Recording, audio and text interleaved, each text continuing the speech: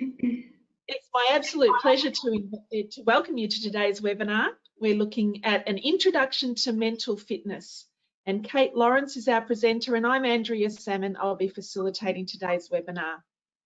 We start all our programs by acknowledging and paying respect to the traditional custodians, past, present and emerging, on whose lands we meet today. And that applies no matter where we're dialing in from. We acknowledge the deep feelings of attachment and the relationship of Aboriginal people to country, and we respect the cultural authority of the elders in each community. As I said, Kate Lawrence is our presenter today, and you'll be seeing her shortly. Kate is the Principal Consultant at Converge International, which is an organisation specialising in psychology, mental health and wellbeing. Kate has specialised experience in developing and leading tailored learning and coaching interactions in mental health, emotional intelligence, mental fitness, communication, change, challenging behaviours and wellbeing topics.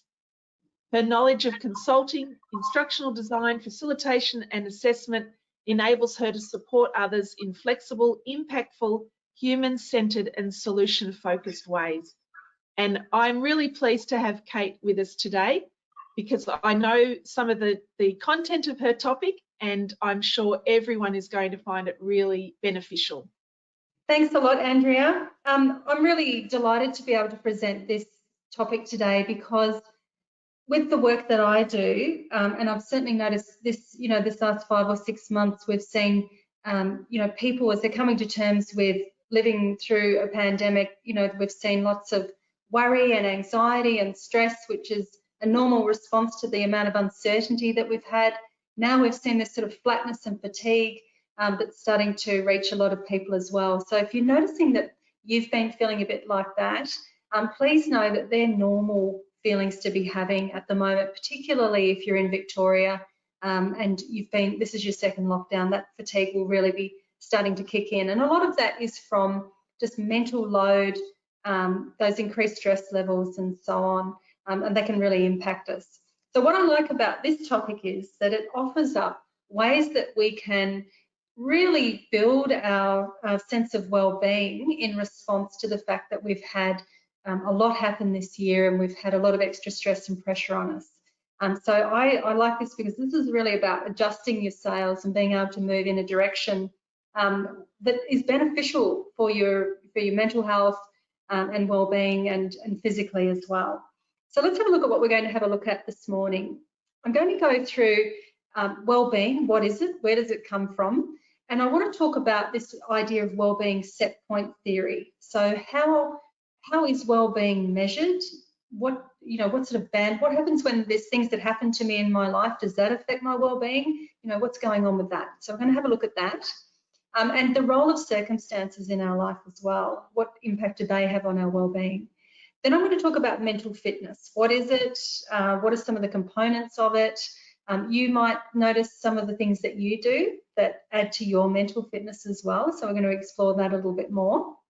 We're going to understand which activities can enhance our well-being as well. So what are those things where we really get the difference? And this is very much an individual thing, mental fitness. My, let's call it footprint, if you like, for mental fitness is going to look different from yours.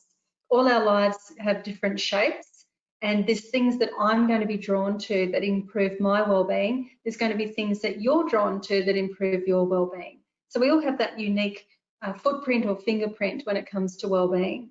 So then I want to talk about a few tips as well to be able to improve your mental fitness.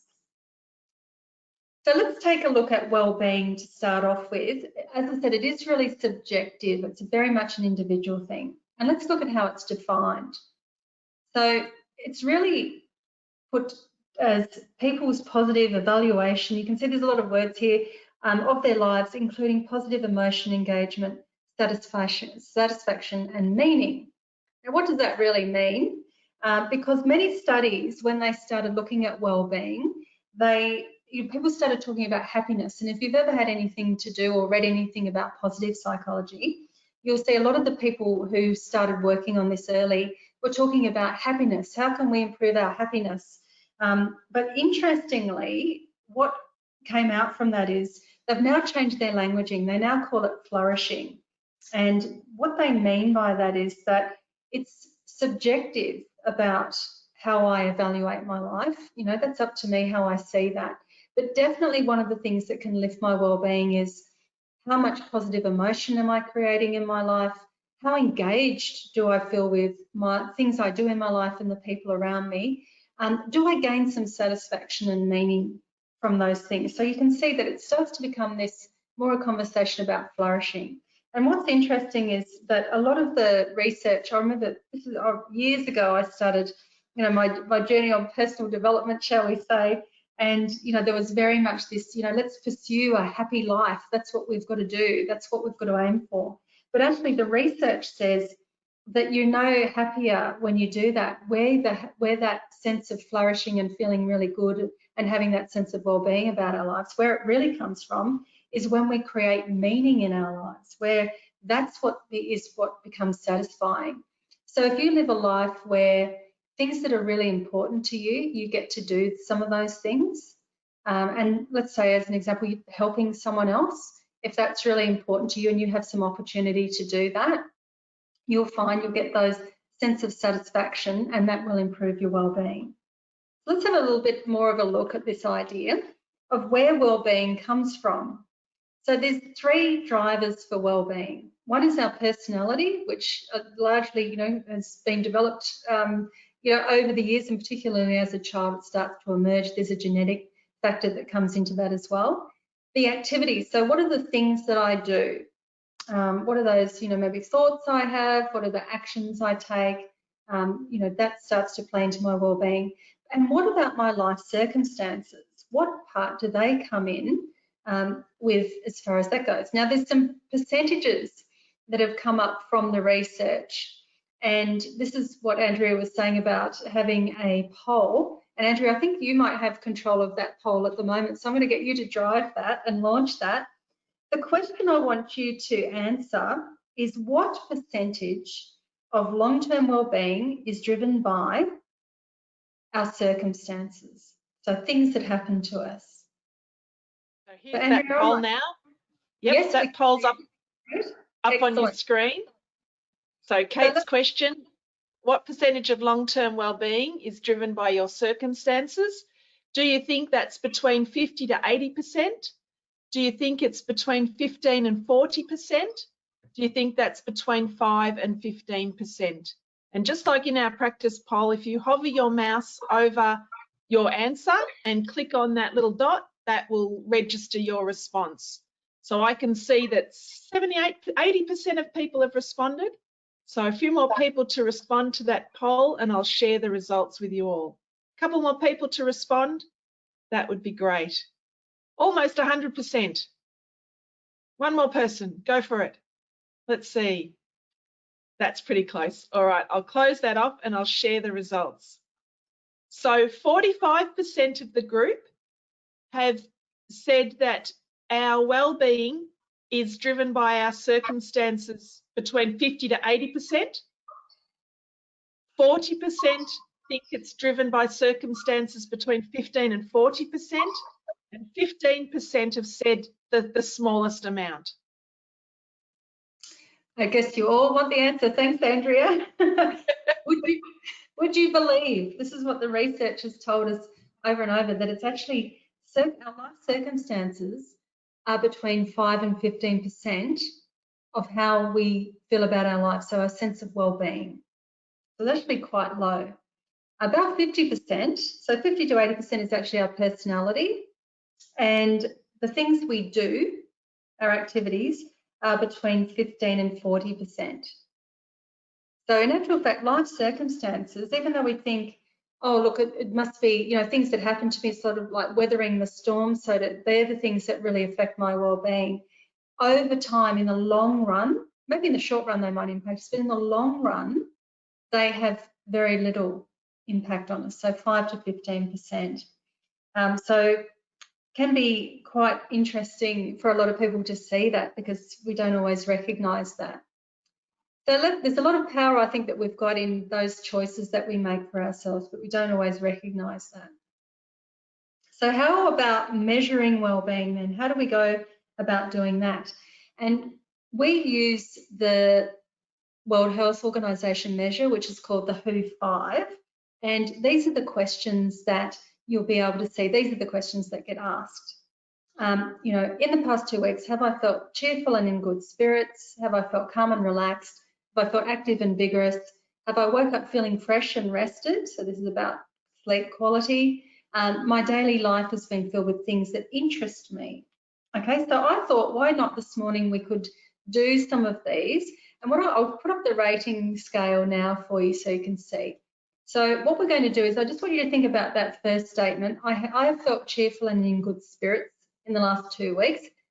5 all the time, 4 most of the time, 3 more than half the time, 2 less than half the time, or 1 at no time, so not at all.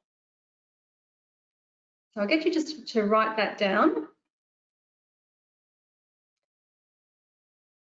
And then the next one, I felt calm and relaxed. Is it 5, 4, 3, 2, or 1?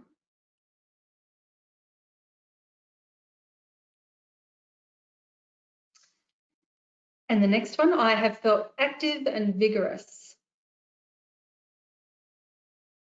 What would you rate yourself in the last 2 weeks? Number 4, I woke up feeling fresh and rested.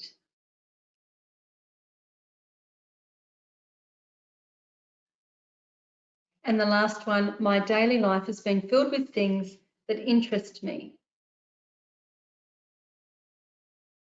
So once you've got a number for those, what I'll get you to do is total them up, and that will give you a score out of 25. We're going to do some maths this morning. I should have warned you that we'd be doing some calculations. So once you've got that score out of 25, I want you to times that by 4 so that we can get a score out of 100.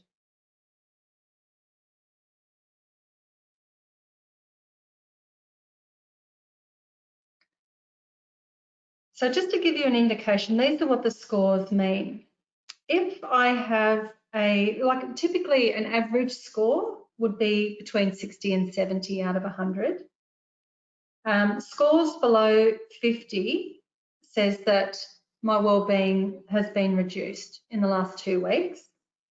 If I've got a score below 28, that tends to say that there could be a higher risk for you know, a mental health concern or a poor outcome for myself. So thinking about your score, and I'm not necessarily looking for people to share, but just to really bring some self-awareness as to where your well-being might be at the moment. You know, do you feel like you're tracking okay as far as this goes, or has this sort of made you aware that it could be a good time to reach out and connect with someone, have a chat with someone? I'm going to offer up some tips for wellbeing, of course, today as well. But I think it is a really good time at the moment to connect with people as well. There's so much research that talks about the power of connection. So that's how wellbeing is measured. What happens with wellbeing over time is this. So generally we have, even though we call it like a set point, but really it's a band of wellbeing, a general wellbeing band, as you can see here. And this is determined by my personality, including my genetics. So one of those 3 components. So you'll see I have a wellbeing band. I'm traveling along, something happens, which is not so great for me, and I'll find a dip. My wellbeing will drop, but it'll be temporary. Over the time, it'll lift back up again. Then I might go and do some wellbeing activities and really focus on my mental fitness, and I might find myself operating at the top of the band.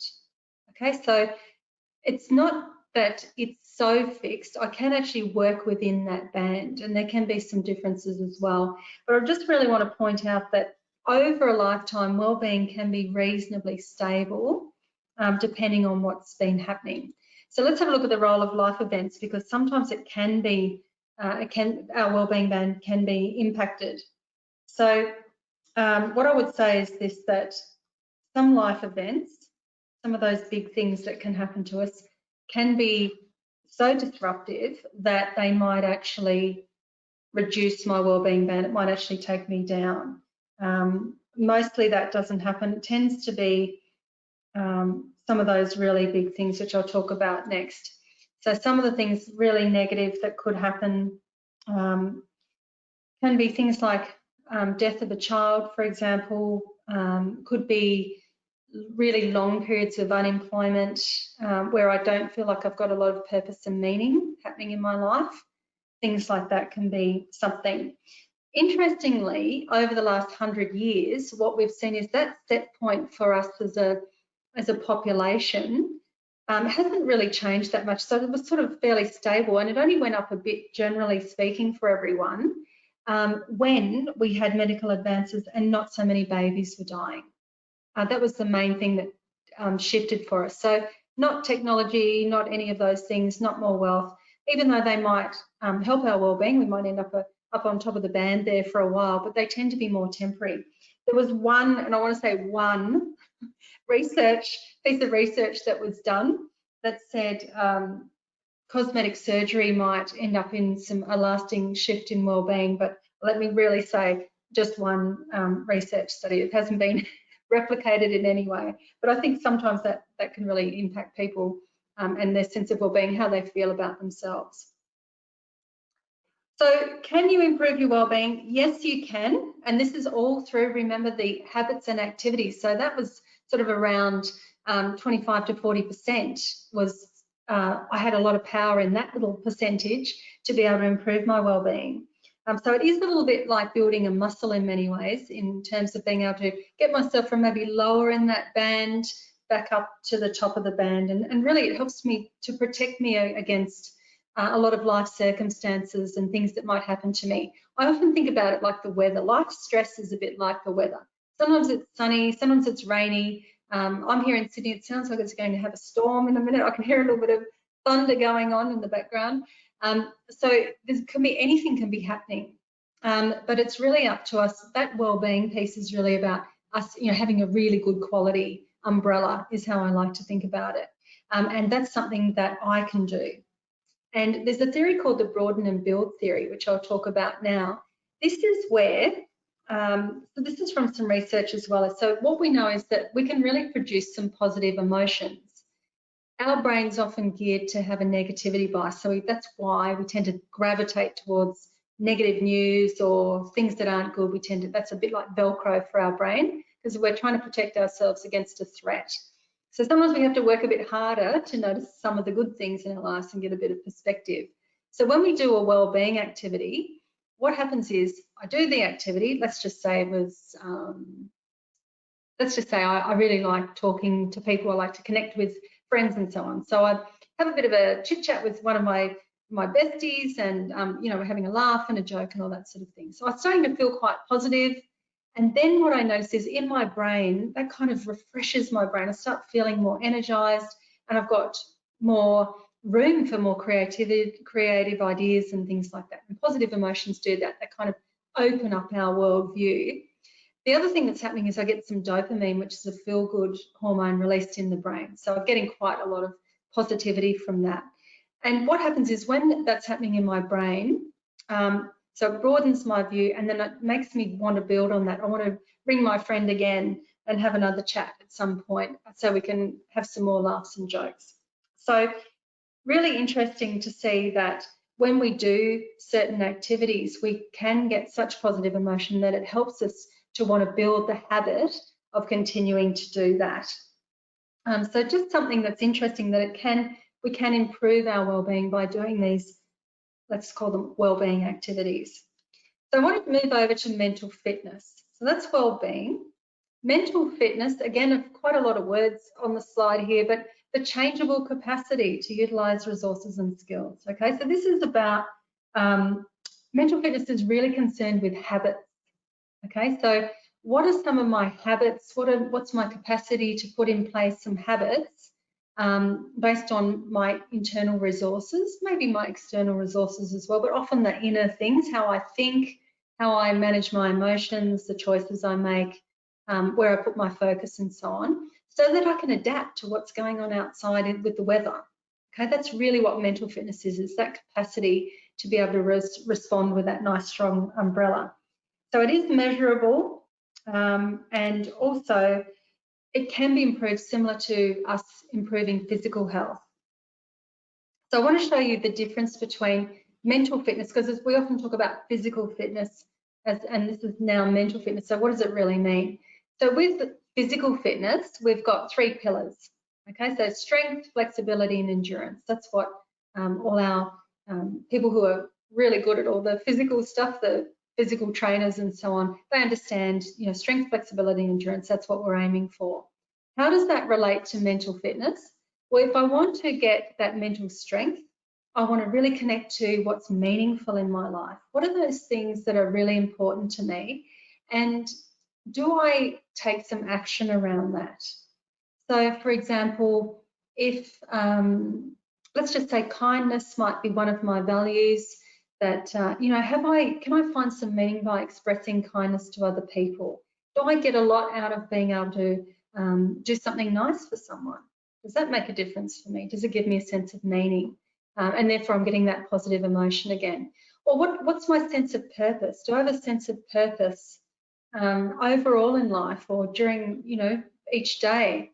Do I have something that I really want to aim for each day?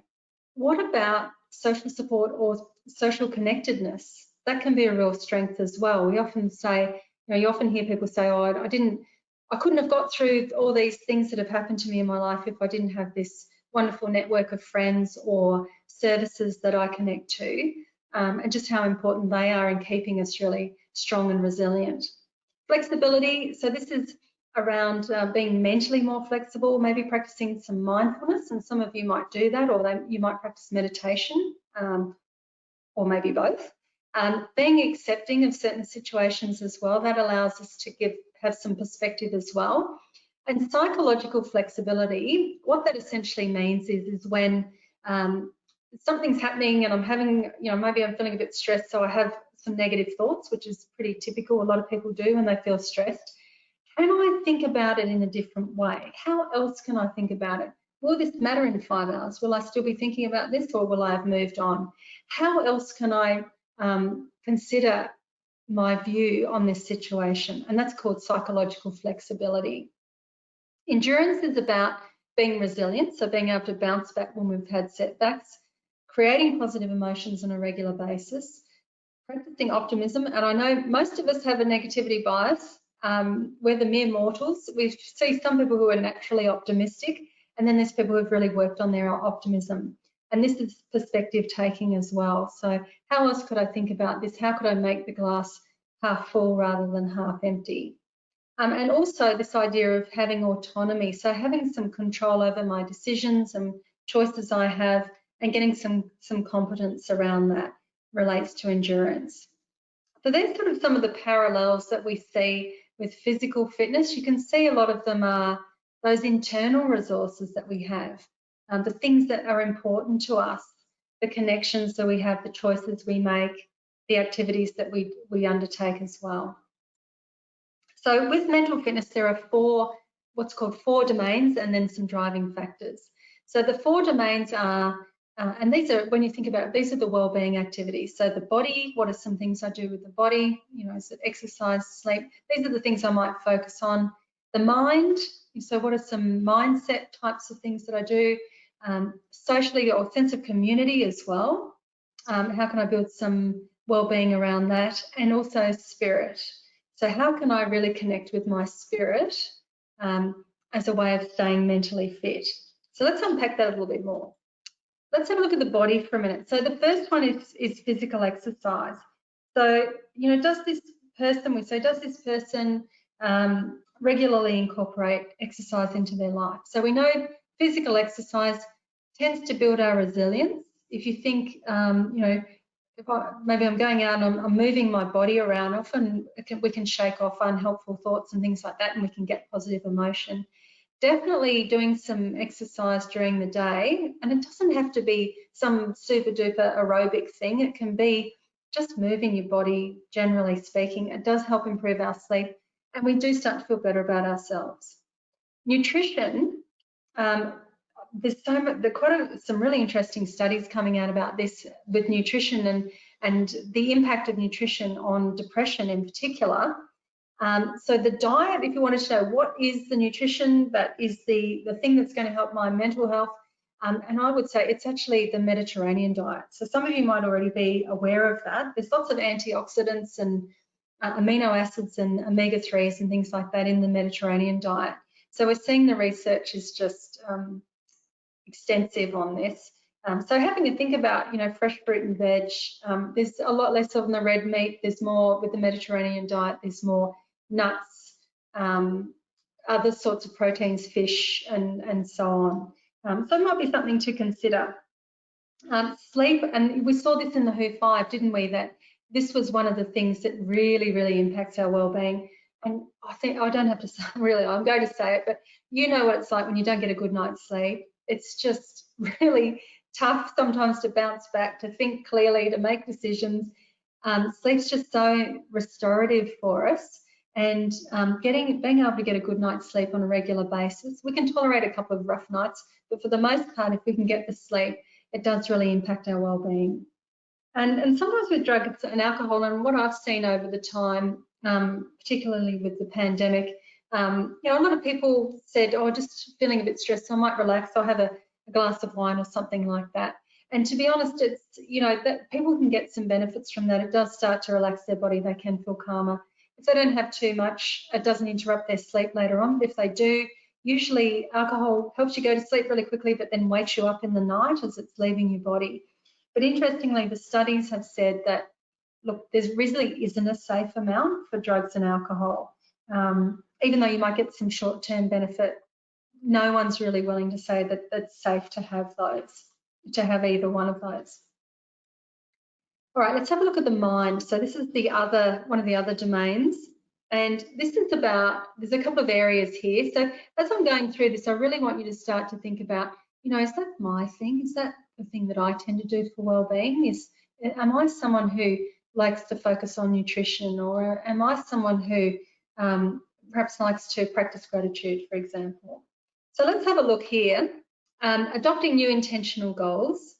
Okay, so we know, I've seen in the pandemic, a lot of people say to me, oh, I feel so unmotivated. Why am I so tired and flat? And as I said, that's pretty normal to be feeling like that. Setting some goals really does lift our motivation. It can lift our energy. And also, when we have goals and we achieve them, we feel quite confident. It helps our confidence and so on. Another element is practicing curiosity and mindfulness as well. So this is about being more flexible in our mind. Practicing gratitude as well.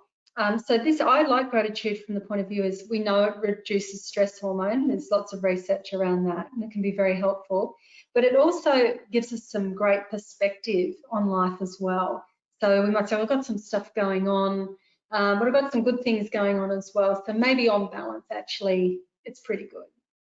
So sometimes it can be a good way of doing that. And I know people who practice gratitude and have done so daily for quite a few years. They said to me, the challenge is finding new things beyond food in the fridge and roof over my head and things like that to be grateful for. So I'd really encourage you, maybe it's a good time now to be thinking about gratitude. And the last one is practicing self-compassion. And this is the good buffer, because when you think about it, we can show compassion towards other people. We can think about how, what would I say to a friend? My friend's going through a tough time. What would I say to them? How would I be supporting? But we often don't do that for ourselves.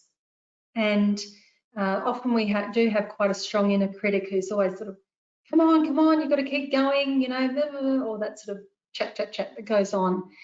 So having some self-compassion can be really helpful. And if you're interested, there's a lady called Dr. Kristen Neff. She's got, it's N for Nelly, IFF for Fred. She's got a website called selfcompassion.org. And she's got some great free downloads and little meditations and things like that around self-compassion. So if you think at the moment it might be nice to do something gentle for yourself, I'd really recommend doing that. But I thought we might do an activity with that today, because I just find a lot of people don't show compassion towards themselves. That's what I'm noticing at the moment. So what I'm going to get you to do, wherever you are, is I just want you to close your eyes and listen to the sound of my voice as we do this, and just make a start by taking some nice deep breaths, and just allow that nice inflow and outflow of the breath. And we're going to practice some self-compassion around the pandemic and some of that uncertainty that we've faced. So I want you to say to yourself,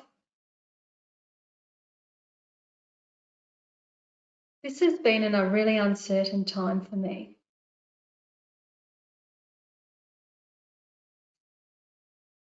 And then say to yourself, it's been an uncertain time for many people. And life is often uncertain. And I want you to put your hand over your heart, over your chest. And as you're breathing, just feel that nice flow of the in-breath and the out-breath. Start to feel that warmth between your hand and your chest and your heart. Feel that. It's that nice movement, that nice heat, that nice warmth. And I want you to say to yourself, what's something that I can say to myself right now that's kind?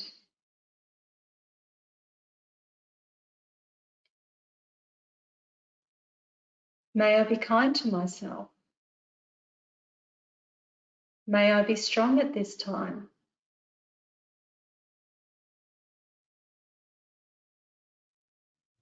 May I start to focus on my well-being and doing things that I need to do for myself. May I care for myself more than I have before.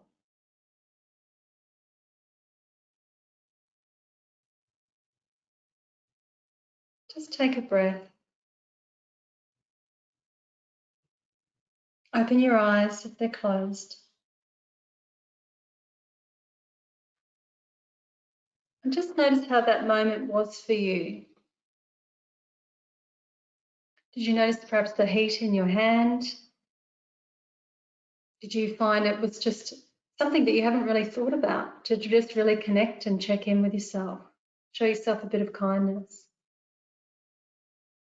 If anyone wants to make a comment, pop it into the question box, and Andrea, I'll get you just to read out any comments about how people found that activity.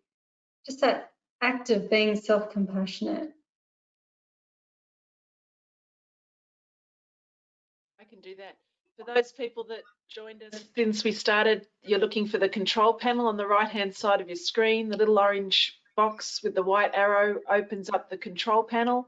And then there's a heading that says questions and a little white triangle that opens up the question pane. And you can type in there and I will see that.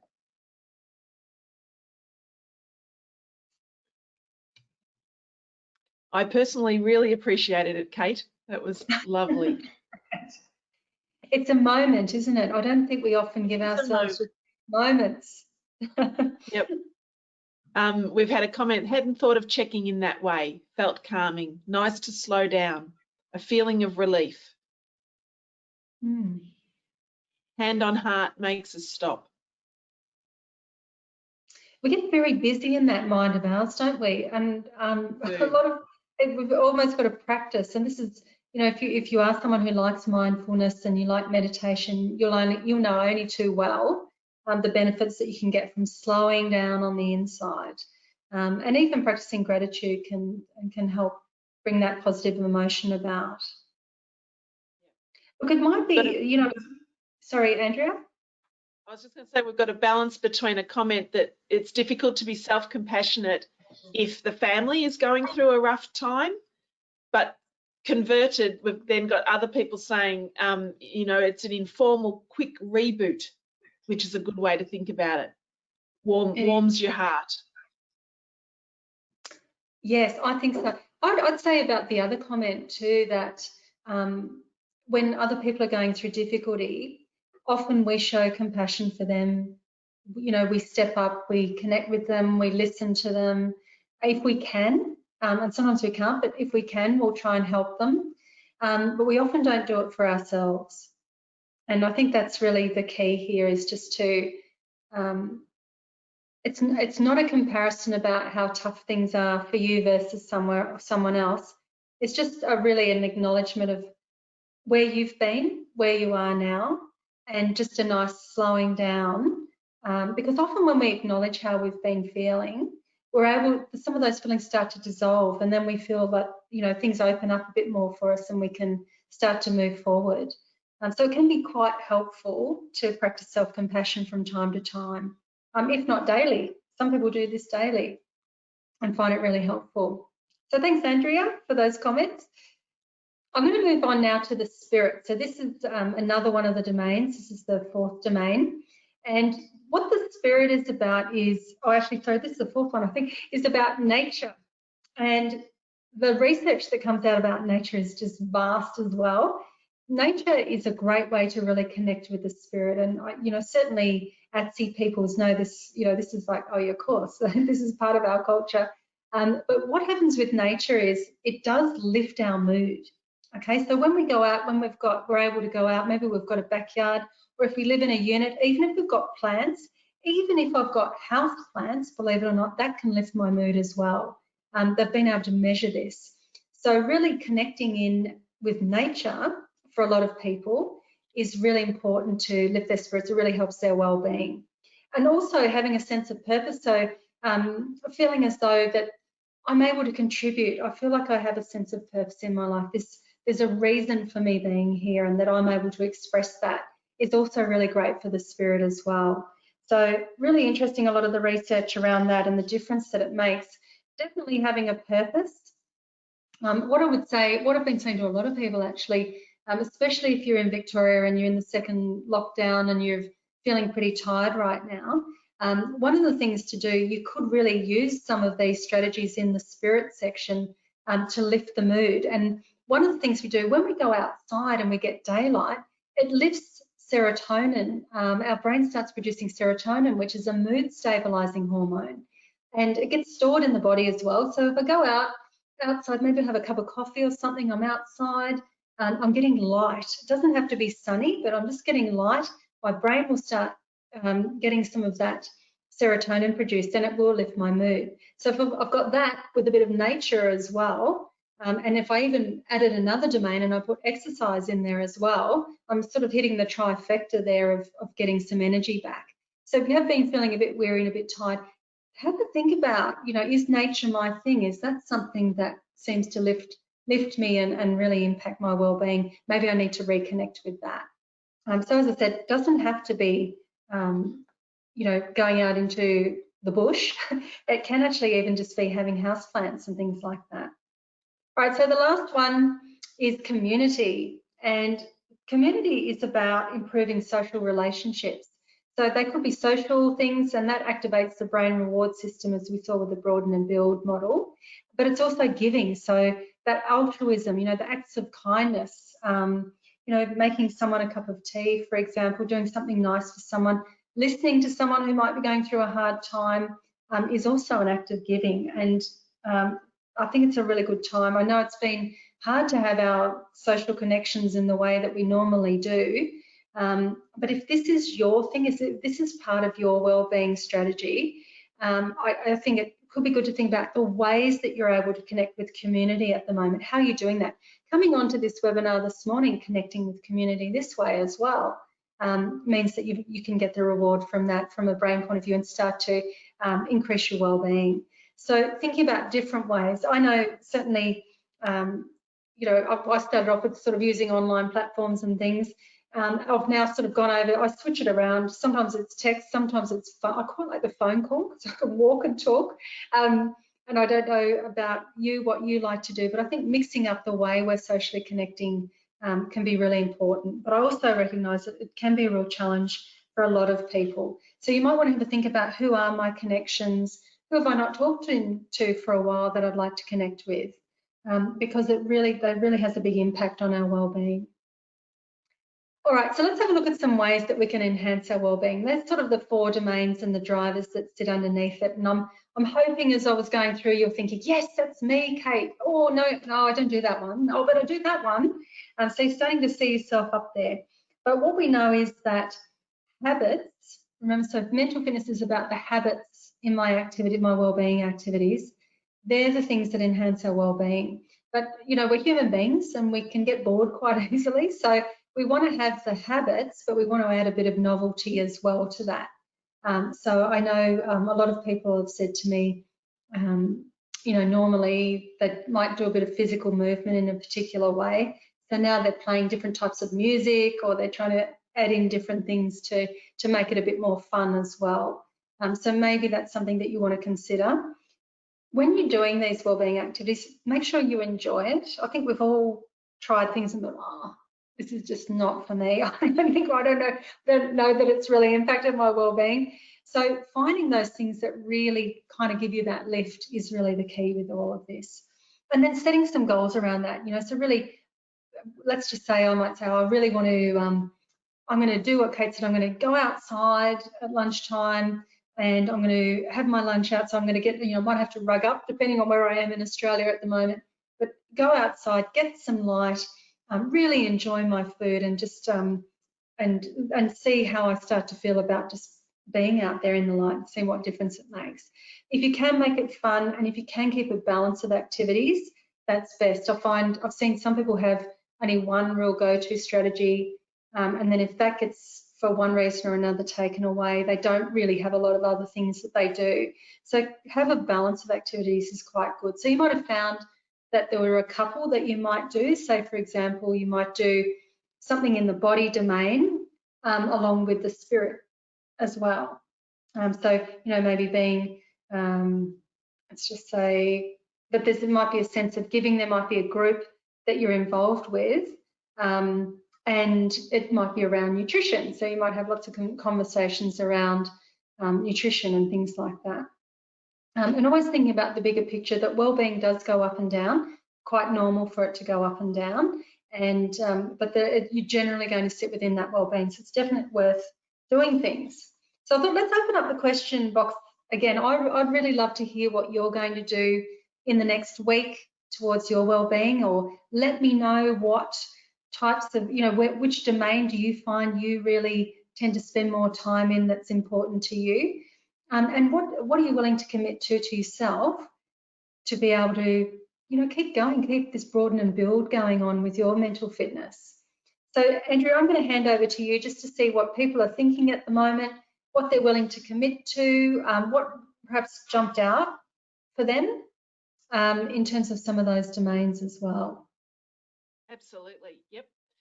Someone had made a comment already around how it's hard to motivate, to be self-motivated to get outside, but as soon as they do, their energy lifts. So that's a good one. Try to spend more time outside, someone has said.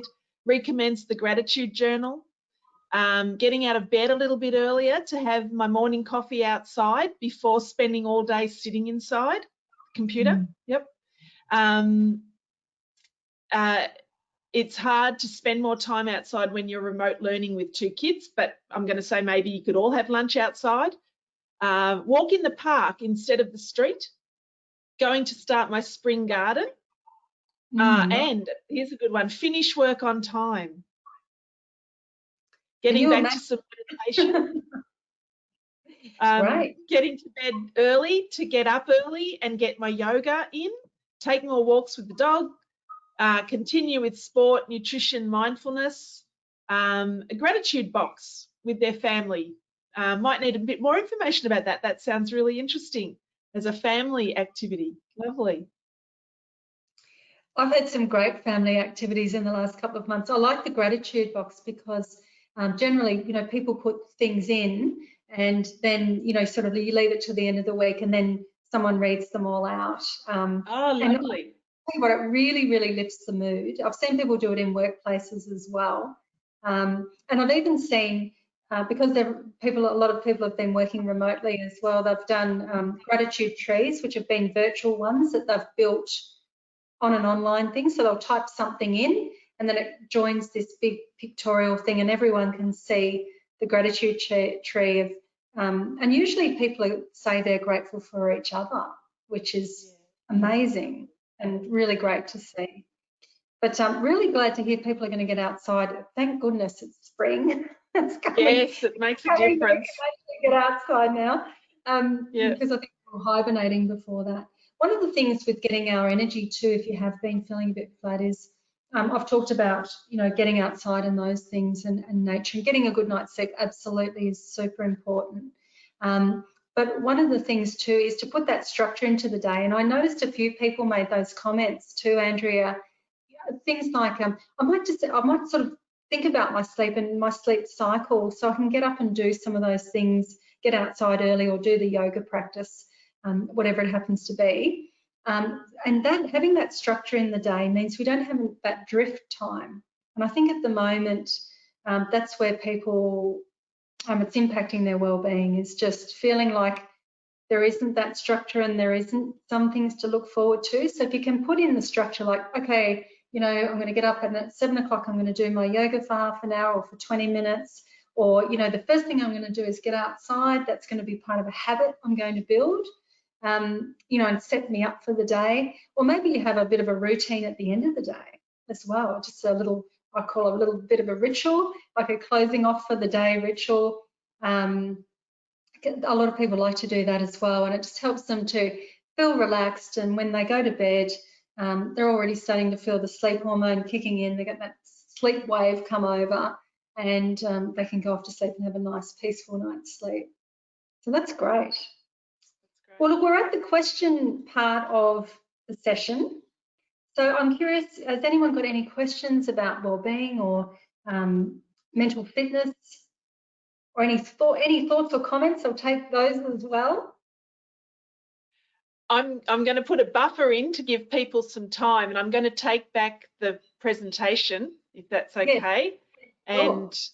And so hopefully that's with just some add-ons from, I guess, an MS perspective to exactly what you've been saying. A reminder to everybody to make sure you connect with MS Connect with all sorts of questions, anything that you want to follow up that Kate's been talking about that you think, is there something that MS can help me with? Give the team a call. That's fantastic.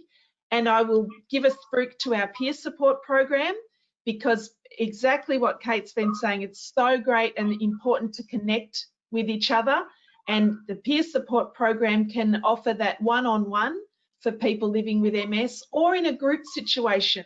And during COVID and lockdown, a lot of that now is online, so there's lots of opportunities. On the screen there you can see Kat and Kim and Ange, the peer support coordinators.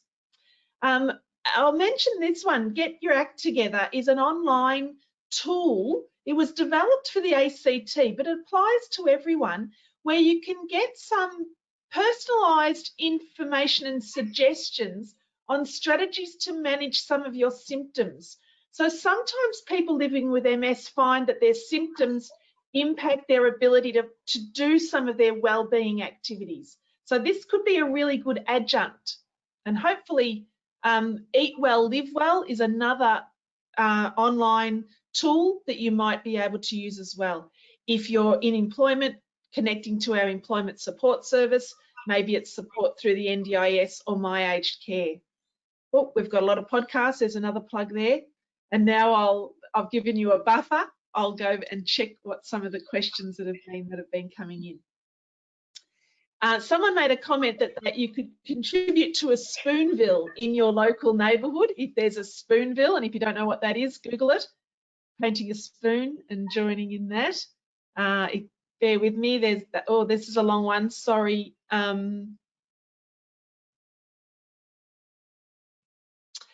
Yes, I'm going to presciate into the inability at the moment to do the normal helping things that people have been doing.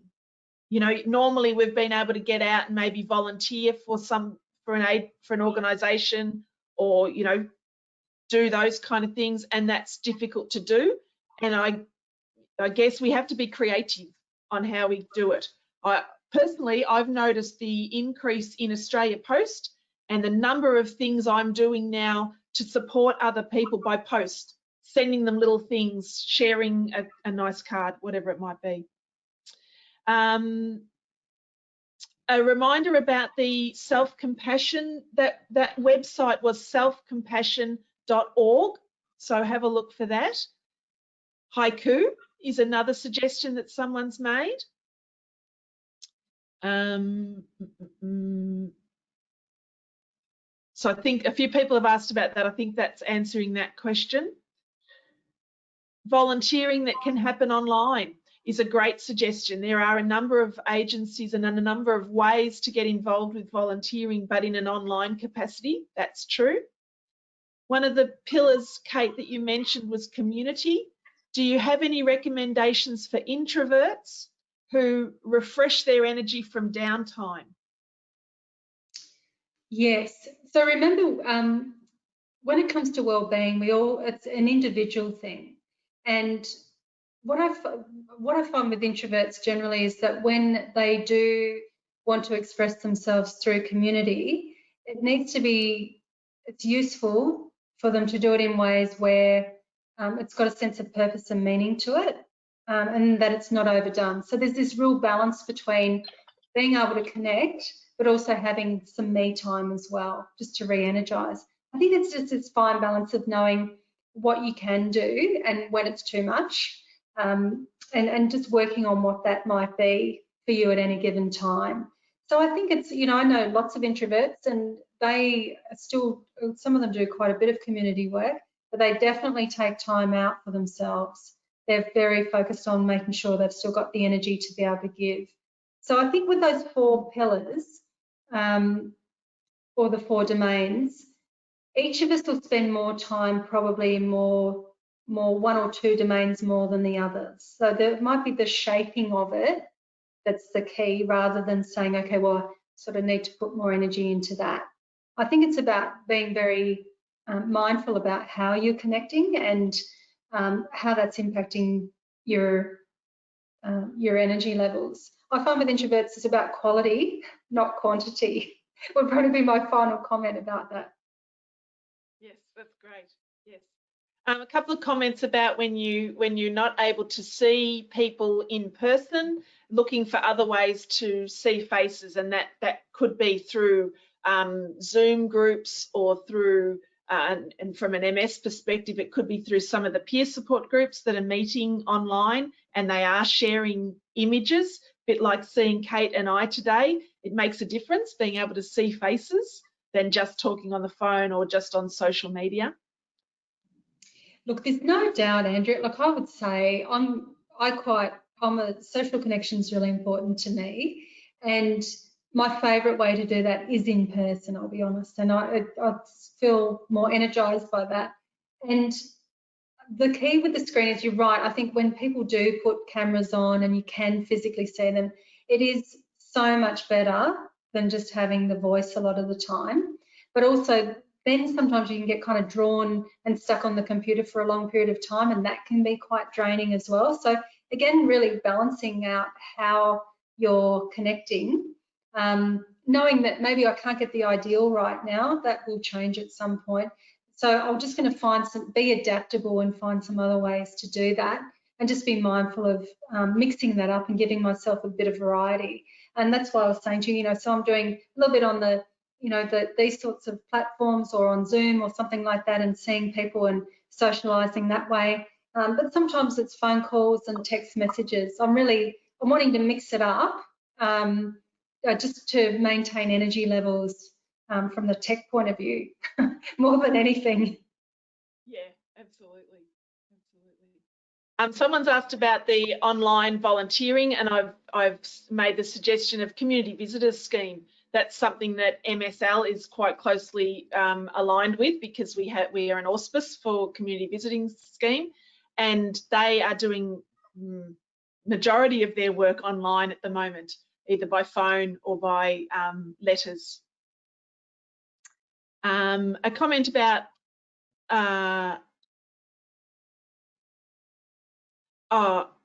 sorry, I'm reading it and concentrating at the same time. Can't talk and read at the same time. It's multitasking.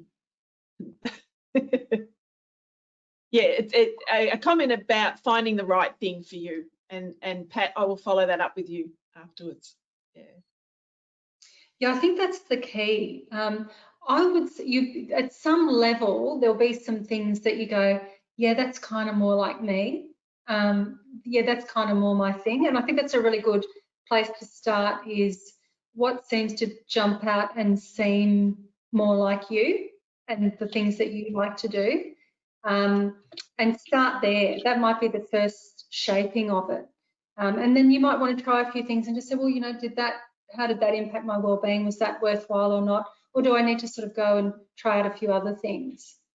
So I think it's just really, there's a bit of an experiment in here in many ways, but there's also some recognition that and awareness around some of those things that you do find tend to work for you.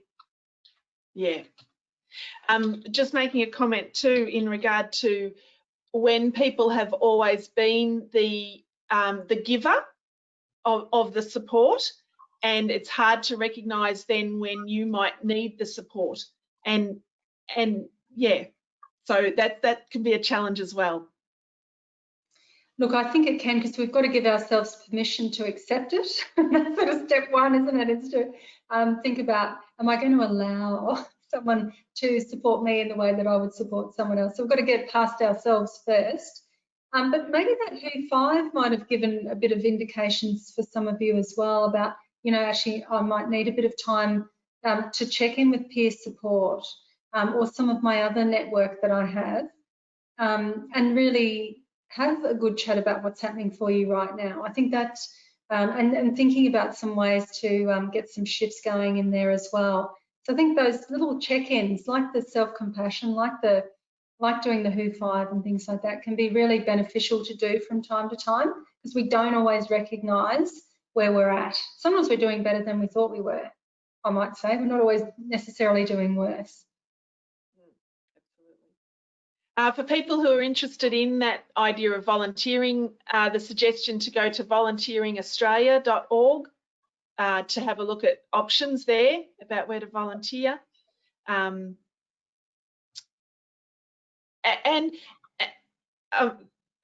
Sorry, there's been a follow-up comment, and there's no such thing as actually a ridiculous idea. Looking for groups of people that share a common interest is absolutely fantastic. And whether that's through whether that's through MS, and many of our peer support groups have sort of formed around whether it's a common interest because there's a young mums group, or whether it's a group of women only because they would prefer to just chat to women, or couples, you know, those kind of differences. We don't have many that are activity specific. So I guess you could seek out whether it's a gardening group or a puzzle group or a Scrabble group. You know, there are all sorts of things happening online where you can pursue something that's of interest to you, but you have to do a bit of searching for it. I've got a photo sharing thing going on with my friend who lives interstate, and we're calling them emotional shots of walking around the suburbs, essentially. And it's just like things that we, so her physical, Queensland's quite different from Sydney in some ways, just some of the landscape. We don't have those 4 seasons in Queensland, but it's really interesting. So sometimes we just, every day we'll send each other a shot of something that we saw on our morning walk, or something that captured our attention. And often there's a lot of humour that goes with that. So you could do it on a larger scale with community, but you can also find new and fun ways to share with other people as well. You know, sometimes it's the giving, but sometimes it's just the sharing of things as simple as photos or things that are happening, things you're noticing. Interest. I've been amazed at the connections that can be made in a neighbourhood now that we're walking around, particularly if someone's outside in their garden, or they've got their dog, or whatever it might be. That becomes a point of connection then for another passing visit as you just walk past. Yeah. Exactly. That's really great. Thank you, Kate, for your time. And there are some thank yous coming in as people are finding they need to leave. That's fine. If you need to go to something else, that's okay. Fabulous conversation that I think everybody will agree with me that we will continue to think about. And everybody's got the slides, so please go over the slides again. The session was recorded and it will be up on the website shortly. We always give ourselves a week just in case things go awry. And but revisit the ideas that Kate's presented, because there's lots in it, and not, you know, it's not necessarily everything will happen all at once, but that regular checking in and thinking, what else could I be doing around my mental fitness? It's fantastic. That's great. And thanks. I was so glad to see people really were keen to go out and do things now in the next week. And I really encourage you to keep going, you know, build those habits, and you can make a difference with your wellbeing. And I just think it's just so important at any time to really integrate some of these things into our day and into our lives, because, you know, life's often about lots of experiences and learning and growing and sharing as well. And I just think doing this through wellbeing activities or building our mental fitness can lead us to having a really satisfying life and a meaningful life at that. So thanks everyone for joining today. Andrea, I don't know if there's anything else you want to finish up with, but that's all I wanted to say for now. But thanks everyone for joining.